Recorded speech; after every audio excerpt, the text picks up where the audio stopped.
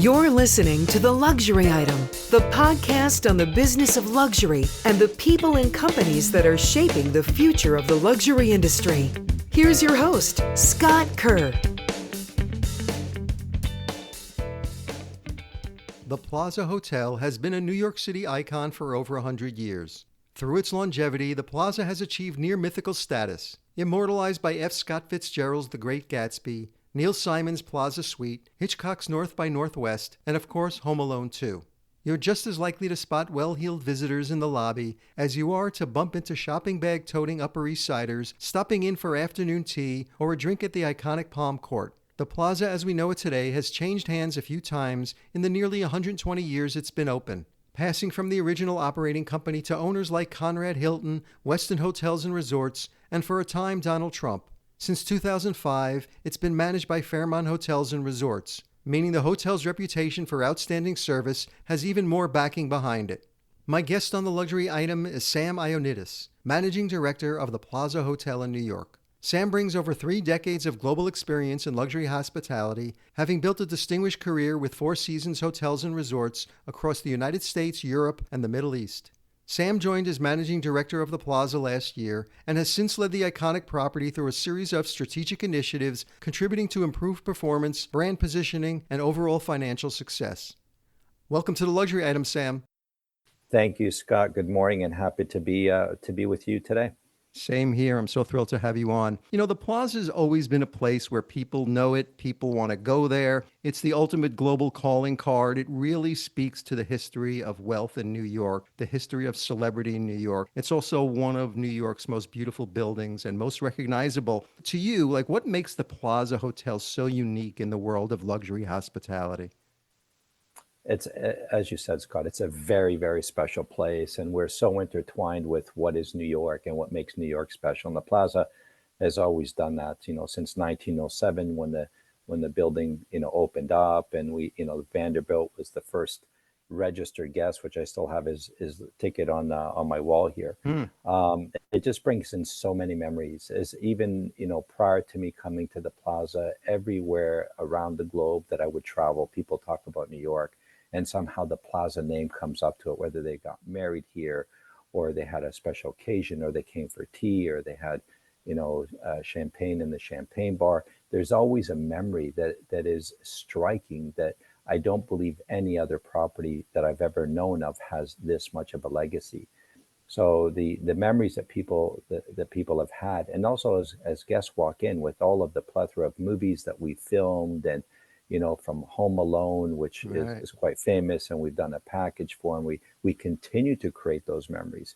Fathers and families bring in their kids to do the Home Alone package, or the Eloise, and so we continue in what was rich in history and moving it forward to be relevant today, and continuing the legacy and the luxury feel of what people would expect coming to New York. And I believe the last time you were in, you saw guests walking in, taking photos of the outside, but also on the inside, and their jaws drop open. And at any moment of the day, I walk in there, I walk down to the lobby just to watch that experience. Where else can that be so special? And when you talk about luxury, that memory of luxury or memories and moments create luxury at every level of life. And we're very proud to be part of that in the history of New York and the Plaza. Yeah, you were saying that the doors opened in 1907. I think it started construction a couple of years before that. It actually replaced an earlier Plaza Hotel that opened at the end of the 19th century. And at the turn of the century, that area of New York City around Central Park South, 5th Avenue and 59th Street was really the premier luxury hotel district. So how did the Plaza want to define its brand when it opened, and who were they marketing to?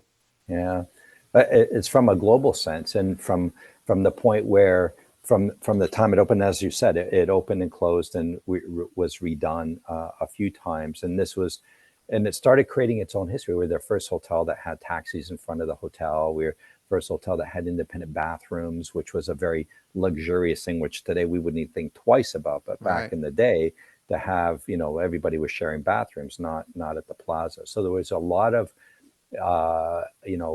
amenities and features and services that were implemented that then became the common norm in any building, in any hotel, in any hospitality. So where, the guests would come to the Plaza and not New York. And now it's people come to the Plaza in New York. So it became synonymous with the destination. It became synonymous with the Plaza, with that luxury feel. And we're very proud to continue in that experience. You joined as managing director of the Plaza Hotel in October of last year. Previously, you had an impressive 30-year tenure at the Four Seasons Hotels and Resorts, journeying through various properties throughout North America and overseas. The Four Seasons is renowned for epitomizing luxury hospitality. I would imagine it's become part of your DNA, so it aligns nicely with the high service standards of Fairmont Hotels and Resorts, which manages the Plaza. What excited you most about taking this role at New York City's iconic Grand Dome? Well, I lived in New York, so it was number one. It was exciting to come back to one of the best cities on the globe, and for somebody that travels this so much and lived in so many places around the world, when you make a statement like "Where would you love to live?" and you say New York, it says it all through experience. What drew me was the Plaza. What drew me was what I could do to accent to move forward, to be part of something so special like the Plaza. We're very proud that we have great owners, Qatar Hospitality, that are invested in the property. They're also extremely proud to move the product forward. So it was exciting, the fact of being part of the Plaza and the team that has done an exceptional job to keep things moving. We have a team of that's been here for 30 years, and we love to celebrate their anniversaries as we go, because they created the stories. I have people that used to be employees here and come back to reminisce or see, hey, I was a banquet waiter and in the 50s, and being part of that story, but being part of something that we could take luxury to the next level, to support what the future generations want and need from travel and so forth. So I'm excited to be part of that. And I'm excited to be part of a team that is really, really, really proud of the hotel, which is a rarity to have. You talk to a Plaza employee and they're so proud to be here. And that in itself fuels my own fire of what we can do to make the experiences even better and to make future memories, and not just live on the legacy, right? So we're proud to have the legacy, but we want to continue to become relevant and continue our guests to come and have those experiences. So very, very happy to be part of this experience. I was reading an article recently by a top consultancy, it might have been McKinsey, about how the world's best hotels deliver exceptional customer experience.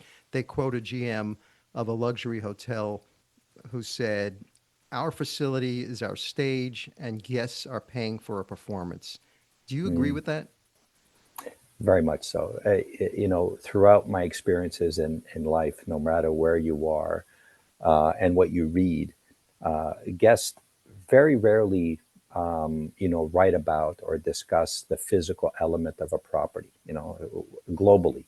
But they do talk about the experience that the employee or employees of a specific restaurant, hotel have provided. So it's always been that way. Hospitality has been in my blood since I was, young.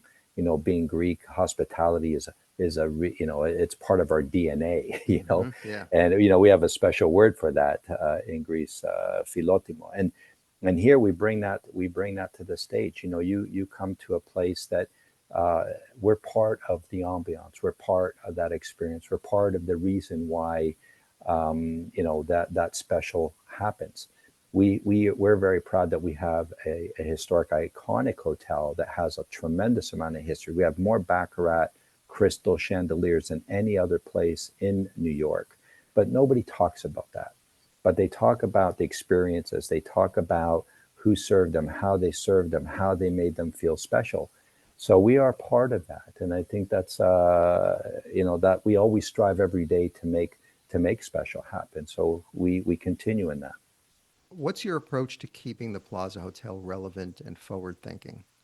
You have to listen, Scott. Listening is your guests that have been coming, and the new guests that are coming, and listening to guests, reading, understanding. We don't want to be trendsetters. We're not a trendy place, but travel has changed as your needs have changed in the past. As we said, we were the first hotel that had bathrooms. Okay, what's new? What do people want today? What are the connectivity issues that are important to them? What are the reasons they travel? Are they business or pleasure? And how then do we ensure that experience when they come to the hotel is completely recognized under that? So we have a lot of business guests that come in. So expedience of service, a great fast breakfast, a proper gym and a spa where they can relax when they have a moment, as opposed to what about the family that comes in and how do we stay relevant for them because they have young children. And, so what are the activities, how we can support that? So a tremendous concierge and the ability to get into access to places where some other properties can't. So it is about being relevant. It's not the beds will always be comfortable. We're always taking a look to make sure that the quality is always there, what we do and work with our teams to be able to deliver. But at the end of the day, it's about listening and what people want. Because if you stop listening, how then can you deliver? People would just choose something else. So we spend a lot of time every morning speaking about guests and their interactions, and we take note. And as we look towards the future, what are the things that we can incorporate? And a lot of great ideas come from our staff, and a lot of great ideas come from our guests and how we move the world to more relevant experience at the Plaza. It seems today the most powerful differentiator in the service sector is a culture of excellence powered by staff that can actually anticipate customers' needs, exceed expectations, create cherished memories, and make it all feel seamless. Luxury properties are seeing more return from investing in this type of culture. So as a veteran of the luxury hospitality business, what are some of your strategies for creating a healthy, supportive, and winning service culture? That's a conversation we'd have to have 10 episodes. It's not, it's like making, it's like making dinner. There's so many ingredients into that equation. Yeah. It's not a one size fit all what you can do. Being global, different cultures, different, from the working team to guest, is important to understand. Everybody has a different need. When it comes to New York, it's identifying what is special about New York and how do you make sure that the team stays authentic and delivers authentic service without a scribed, this is what you say and what you do, because that's not what it's about. And if you're going to strive to create service or a service experience, it needs to come from the heart. So being able to fuel that fire from all the things that we do in the heart of the house of our property, which is, to make sure it's clean, it's well kept. We've got great locker rooms. We've got great food in the cafeteria. We have open forums to listen. We have open forums for suggestion, which we do every day from every single department, and listening to the team to make sure that they feel pride in where they work, so that when they're with a guest, they show and extend that same pride. Walking the talk. I'm a little bit old school, so I feel meeting guests, walking through the lobby, enjoying their experiences and listening to them as well.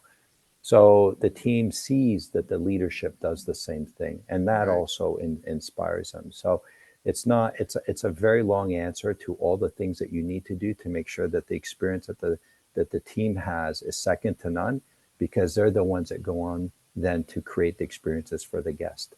And there's a lot, from training. We do a tremendous amount of training and retraining, despite the fact that the team is tenured and they have tremendous experiences. Again, being back to relevance, how can we serve better with the things that we do? So there's a lot that goes into that to ensure. But the most important thing, Scott, is the authenticity of the service delivery, and we strive very, very hard to ensure that. And we have a tremendous amount of feedback from our guests, which I enjoy.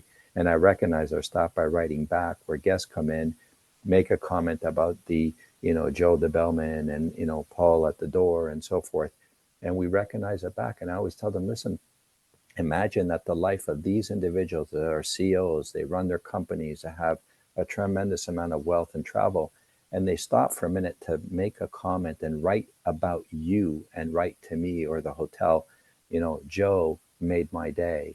And so we recognize and fuel that fire of recognition to keep it ongoing. And it has blossomed. I remember my first, few weeks here where we'd have one or two.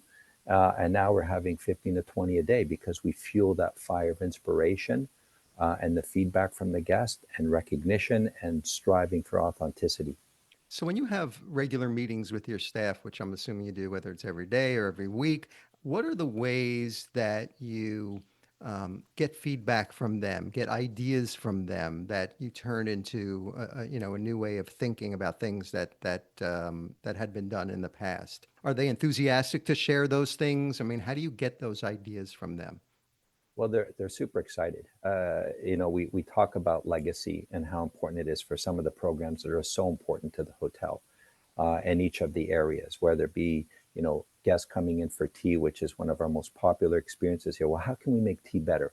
How can we make it more relevant? And you have 30 plus employees between the kitchen and the front service that have and serve the 300 plus people a day that come there. And what are they saying? What are they doing? What are they eating? What's the feedback? And it is about being on the floor and having conversations. It is making sure that the team is very comfortable at all levels and that you're approachable and that you can be approached for good and bad in either way. And we have open forums where I call them coffee with Sam. So once a month I have coffee with Sam with my leadership team, which are assistant managers to managers and assistant division heads. And we have, what can we do? What are our biggest concerns currently and how do we solve them? To what can we do differently to stay ahead? And where have you traveled to and what have you seen? And what are the things that we can implement in our hotel? What have you read about that we can implement in the hotel that's different, that continues in our future successes? And then I do the same thing with our line staff. So we have coffee with Sam and there's a representative from each of the areas. And we've created the comfort zone where they can provide feedback back to you. And that's really, really important in anywhere in life. It's a relationship. And if you need to be able to take the constructive comments as well as you need to take and ensure that we take the feedback that they have and you fix things or that they see things that you've implemented. And there's employees now that are so proud to say, by the way, have we ever considered to do this? This morning, for example, I was in room service and we're walking through and we're looking at the tables and somebody said, hey, listen, have we ever thought of changing this is a service member. And he says, have you ever thought of changing the flower? I think we could do this and this and it would enhance the table and the flower would live longer. And, so now we're going to do that. And then others see that and they take more pride in the place that they work at when they know that they've established something that is special, something that is new, and something that will help the experience of the guests or help how they do their job. Do you ever find yourself acting as the chief culture officer at the Plaza?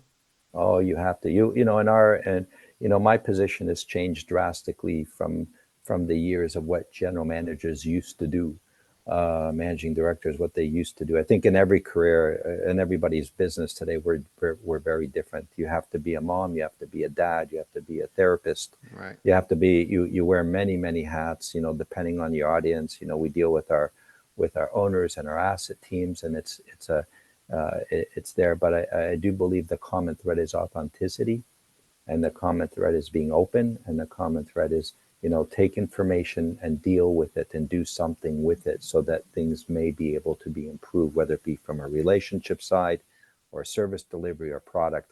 And so yeah, things have changed and they will continue to. And if you stop, as any leader stops to or continues in their own way of leading, you eventually become stale. Today we have Gen Y, Gen Z, Gen X. We need to be listening. And, because not only from an employee standpoint, but also from a guest standpoint, if we stop listening and stop reacting to and being proactive to the needs of guests or staff, you ultimately can fail. On the flip side, do you think that customers' demands have changed post-pandemic versus pre-pandemic? Oh, definitely. I think the value proposition is more than it's ever been. Unique experiences are more than they ever were. People tend to not to be so trendy in what they're looking to do. They're looking for that authentic experience. And being at the Plaza gives us that. Being in New York with a place, we're right in by Central Park.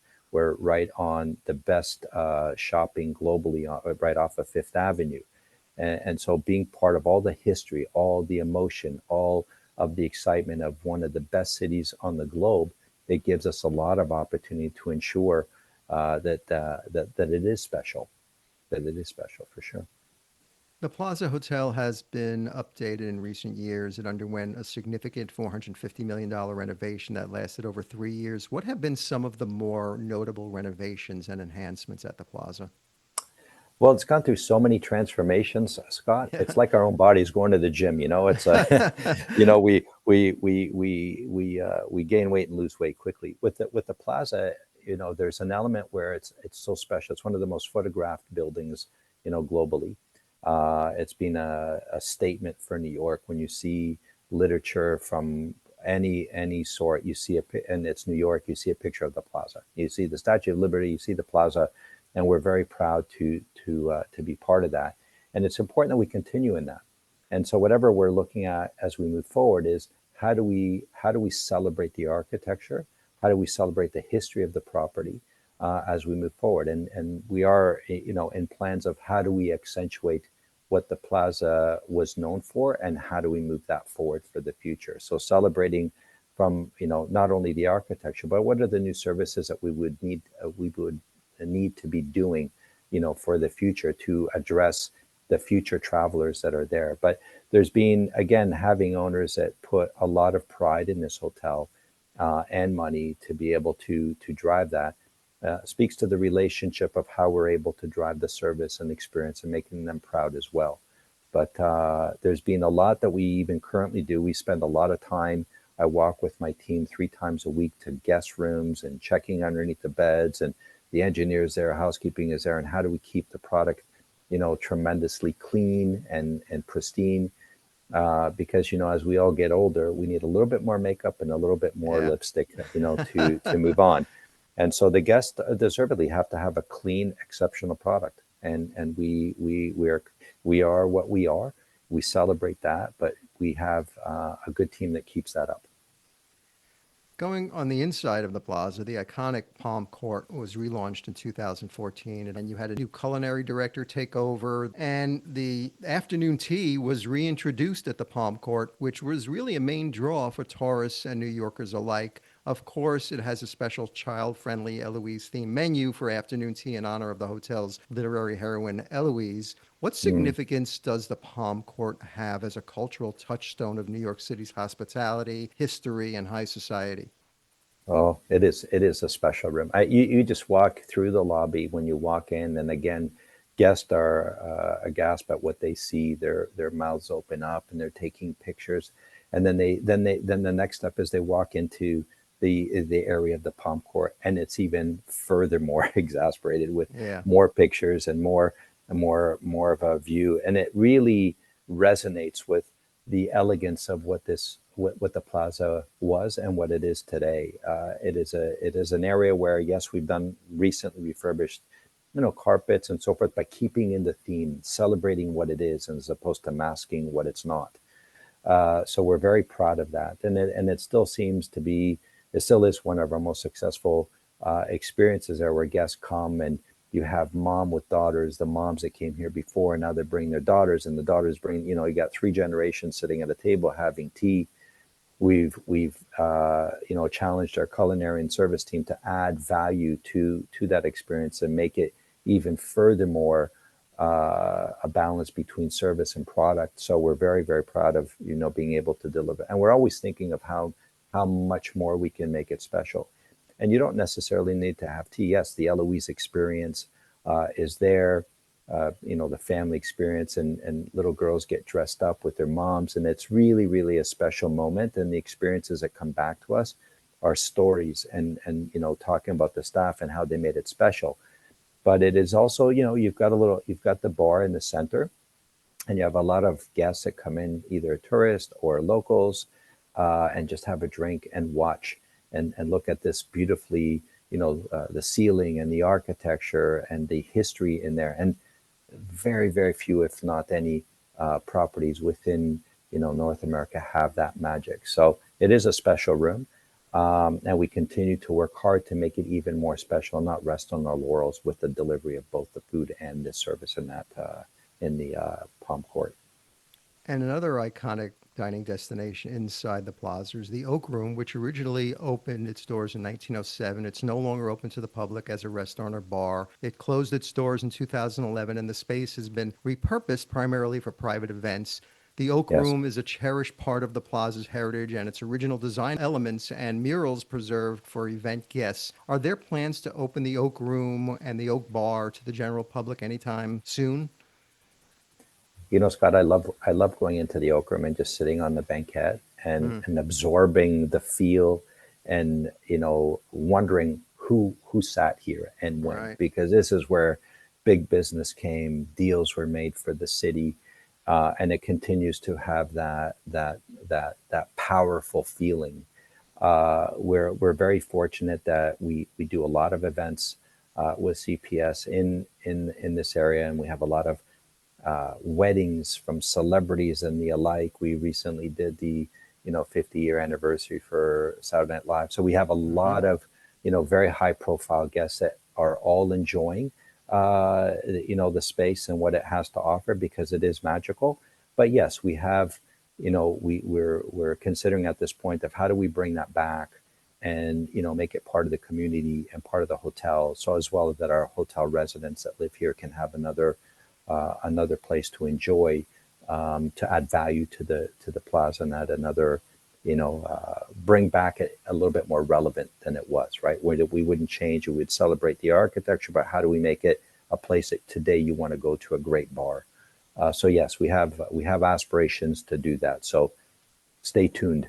We were talking a little bit about experiences, and despite the luxury industry confronting a slowdown, luxury experiences are outperforming other segments of the luxury market. And Bain, with their latest report, shows that luxury hospitality remained especially buoyant in Q1 2025, with rising hotel occupancy rates and longer stays, reflecting consumers' strong appetite for personalized and memorable experiences.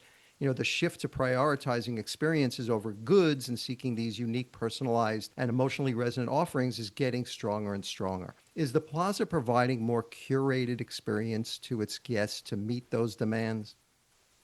Absolutely. Today you can have a new hotel that opens up, and we've been very fortunate within the city that some existing properties have renovated. There's been some new hotels that come in that have spent a lot of money on creating, a unique or an ambiance. But guests are drawn to experience, and luxury is about delivering on service. So I'm very fortunate. I have an extremely creative sales, marketing, and PR team. We're constantly reinventing some programs that we've done in the past that were successful, but also thinking of new programs. For example, we've just launched, Christmas in July. And everybody thought, well, that's a little bit silly. I'm like, look, Christmas is the most magical time of the year for New York. We're embroiled in, that experience of New York, and people come globally to be part of that at the Plaza. And so we did a modification, said, look, let's have Santa do a checkup and see if the kids are naughty or nice, and giving us 6 months more at the halfway mark to move. And so we've launched this package. It's running for the next, couple of days, and we were overwhelmed.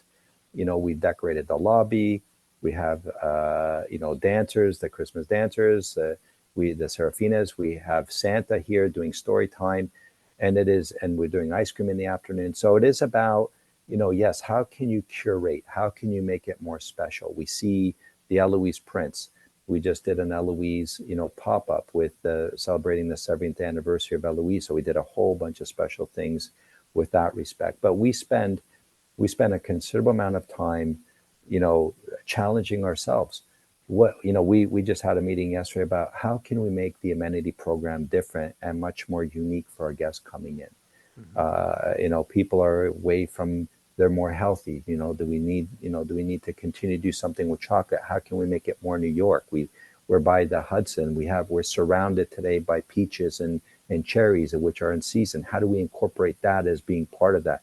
The breweries, the distilleries in New York. So we're very happy to be part in a basket of goods that are New York based, and that you should be proud to present those from that perspective. And same with our partners, from our limousine services that are here, that know the city well, that do great tours, to anybody that can help us to curate what special people want. And they come to us and ask us, how can we make our trip to New York special?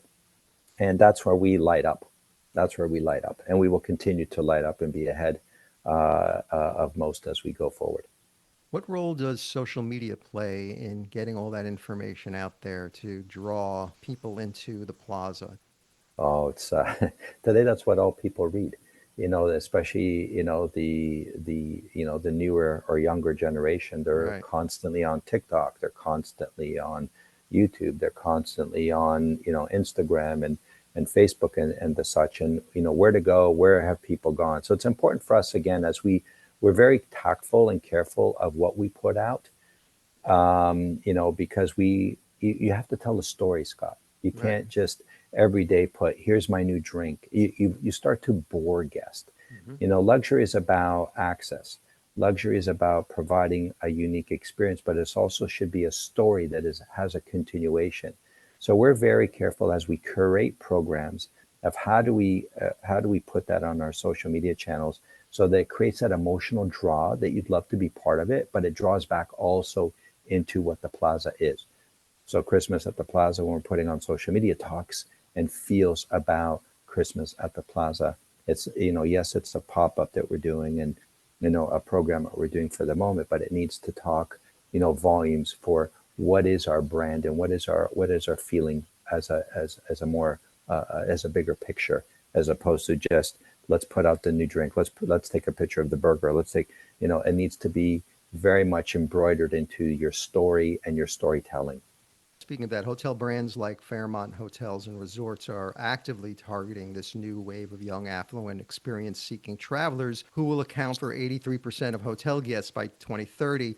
How does a nearly 120-year-old iconic luxury property like the Plaza, which has a solidified reputation as a place of style, class, and old-world sophistication, make a play for young, affluent guests?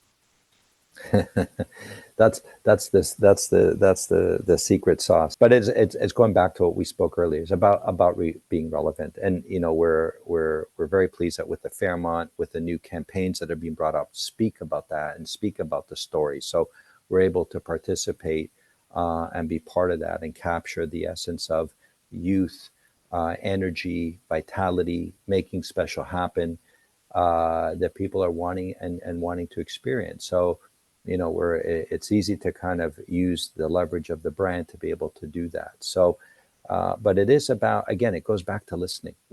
As much as I speak to some of our guests that have been coming here from a historical sense, I'm also speaking to their kids. I'm listening to what those teens or early 20s have to say. Where have you been? What do you like? And then again, speaking to our team and saying, look, here's some feedback. And the team is doing the same.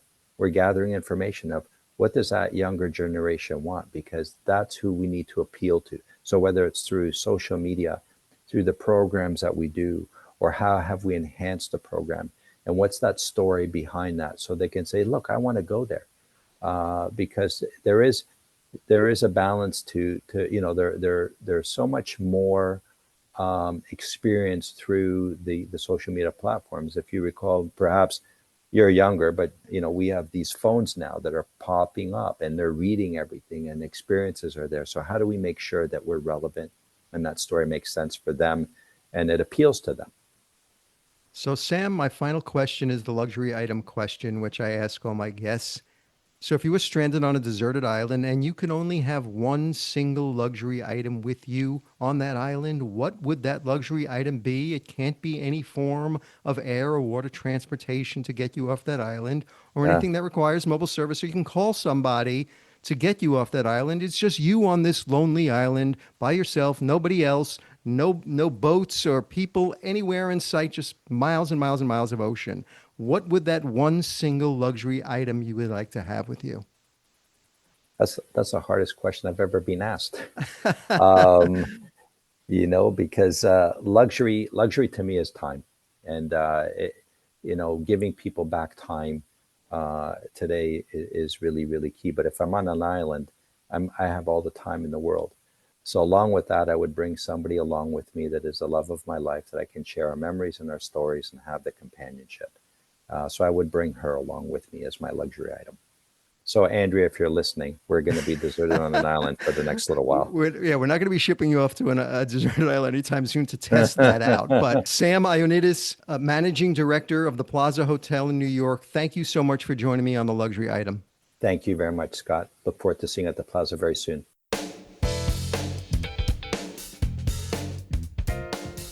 That's it for this episode of the Luxury Item Podcast. Thank you so much for listening. If you found this useful and entertaining, I would be really grateful if you can share it with a friend or colleague. I would love it if you subscribe so you never miss an episode. And while you're there, be sure to rate and review us on Apple Podcasts. It really helps other listeners find us. The Luxury Item Podcast is a production of Silvertone Consulting. I'm your host, Scott Kerr. Until next time.